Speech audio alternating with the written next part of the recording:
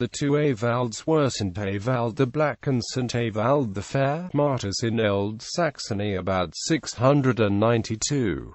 Both bore the same name, but were distinguished by the difference in the color of the hair and complexions.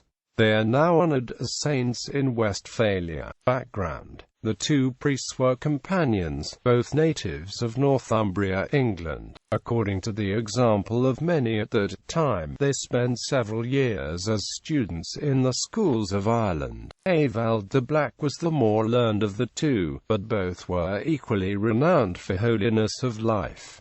They were apparently acquainted with Saint Willibrord, the Apostle of Friesland, and were animated with his zeal for the conversion of the Germans. Some sources number them among the 11 companions of that saint. More probably, however, they set out from England after St. Willibrord's departure, in an attempt to convert their own cousins in Old Saxony. They entered upon the mission about 690.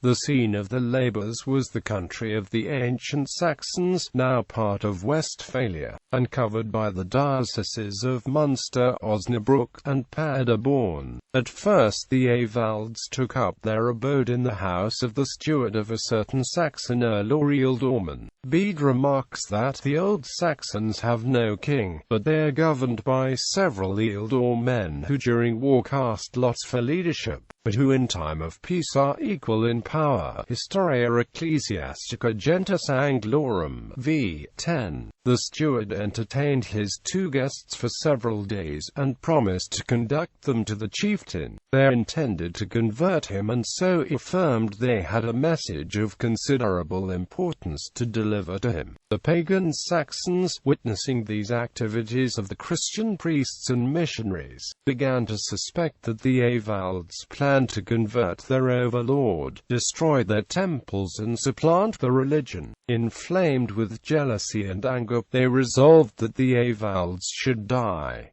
An uprising followed and both priests were quickly seized. Ewald the Fair was killed quickly by sword. Ewald the Black was tortured and torn limb from limb, after which both the bodies were cast into the Rhine. This is understood to have happened on the 3rd of October at a place called They, a district of Dortmund, where a chapel still stands. When the ealdorman heard of what had been done, he became angry and fearful of reprisals, and punished the murderers by putting them to death and burning the villages. Christian sources describe various miracles after the priests' deaths, including their martyred bodies being miraculously carried against the stream for the space of 40 miles to the place in which the companions of the Ewalds were residing. As they floated along, says the Catholic Encyclopedia, a heavenly light, like a column of fire, was seen to shine above them. Even the murderers are said to have witnessed the miraculous brightness. Moreover, one of the martyrs appeared in vision to the monk Tilman, and told him where the bodies would be found, that the spot would be the where he should see a pillar of light reaching from earth to heaven. Tilman arose and found the bodies, and interred them with the honors due to martyrs. For that time onwards, the memory of the Ewalds was annually celebrated in those parts. A spring of water is said to have gushed forth in the place of the martyrdom. Pepin, Duke of Austrasia, having heard of the wonders that had occurred, caused their bodies to be buried in Cologne, where they were solemnly enshrined in the collegiate church of St. Cunibert. The heads of the martyrs were bestowed on Frederick, Bishop of Munster, by Archbishop Hanno of Cologne, at the opening of the shrine in 1074.